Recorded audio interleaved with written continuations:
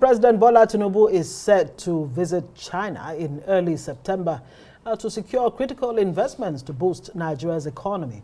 A presidential spokesperson, Ajurin Galale, says Tinubu's itinerary includes meetings with top executives from 10 major Chinese corporations with combined assets exceeding $3 trillion. Now, these companies operate in sectors crucial to Nigeria's growth, including information and communications technology, oil and gas, and infrastructure. He adds that a major focus of the trip is securing Chinese support to complete the Ibadan-Abuja segment of the Lagos-Kano high-speed rail, a project Tinubu has prioritized for boosting domestic trade and mobility. In addition to these high-level meetings, Tinubu will sign critical agreements with Chinese President Xi Jinping and address African leaders at the, FOCAC summit. Mr. President will also meet with his Chinese counterpart in the person of President Xi Jinping, where several MOUs will be signed. The MOUs will involve agreements in deepening cooperation in green economy, in agriculture, in satellite technology development, in media enterprise development and promotion, as well as blue economic development and national planning cooperation. At this FOCAC summit, His Excellency President Bola Ahmed Tinubu, in his capacity as the chairman of the ECOWAS Authority of Heads of State and Government, will deliver remarks on behalf of the region and certainly would proceed to the high-level peace and security plenary, where he will further deliver remarks on peace and security in the region and in Africa. Well, we're joined by journalist, scholar, and director of the Center for China Studies, Charles Onunaiju. Good to see you, and thanks for your time. China, Nigeria, and this is even coming in the wake of that very ugly smile in your face. Aircraft incident. But again, let us in on what this would mean for Nigeria and, by extension, the continent.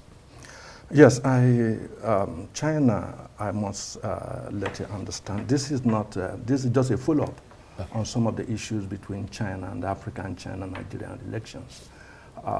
There has been quite a lot in terms of engagement. Just reference to last October, the 10th anniversary of China-initiated Belt and Road Initiative. Nigeria attended. The delegation was led by the Vice President. A huge swath of decisions, investment were penned. You know, Nasene signed $2 billion investment to build, expand a whole range of issues in engineering and science. In fact, a total worth of $6 billion of letters of credit was offered to Nigeria. And that's since October. And the question is, do we follow up? Because we like gliss, glamour of summitries. The question is, the hard part is following up, engaging the process, engaging the issues. President Tinubu, to be fair to him, has some experience with China. If you remember, while he was Lagos State governor, he had discussion. He inaugurated the Lekki Free Trade Zone in conjunction with Chinese company. And like you know today, that place is the largest Nigerian industrial hub. And China has just built the largest, the Nigerian deepest seaport in that place in space of 3 years. So there is no doubt that what will be on offer in this FOCAC will be huge. Like Mr. Ngalale has said, there will be great agreements.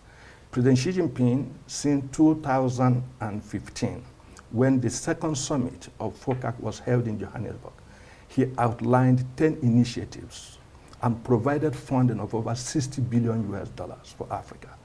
Industrialization, modernization of agriculture, infrastructure construction. And to be very honest, since that time, Africa has not been the same in terms of connectivity. Like you know, the greatest challenge we had with Pan-African vision is connectivity. China brings in connectivity, you know, in the sense that today you can engage from Ghana, to Senegal. There are trans network, road networks. There are connectivity by air and all that. So I think the question is, will Nigeria follow up on and in 2018 also, there's another Beijing summit. Right.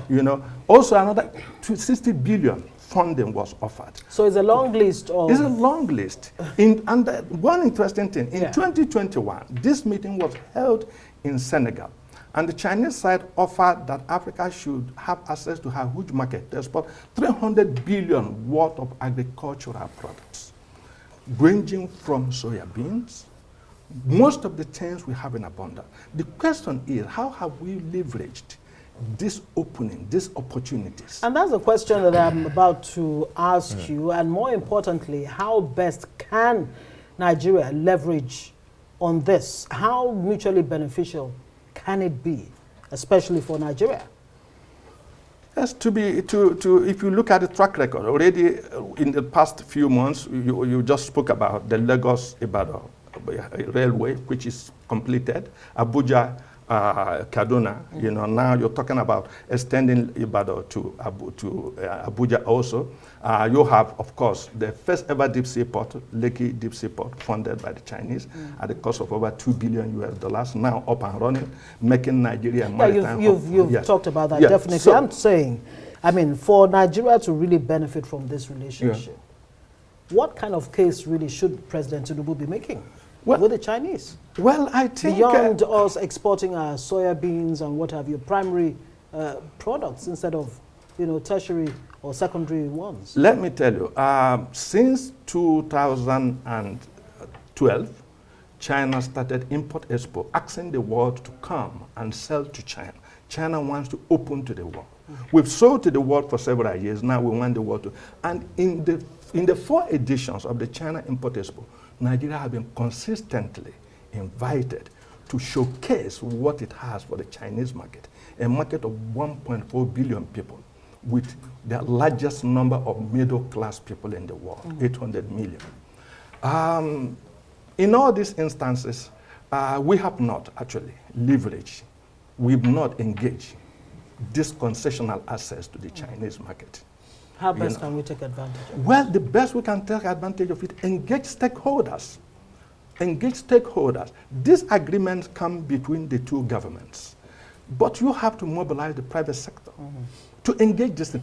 Do we have the institutional strength to connect to the key stakeholders? Because if at the end of the meeting, everybody takes pictures, had a handshake and glitz and glamour, and then with little shopping and go away, what happened next? That's a place to leave it. Apologies, we're really out of time, and we will hope that this conversation will continue and look at those who fear recolonization for the continent and Nigeria.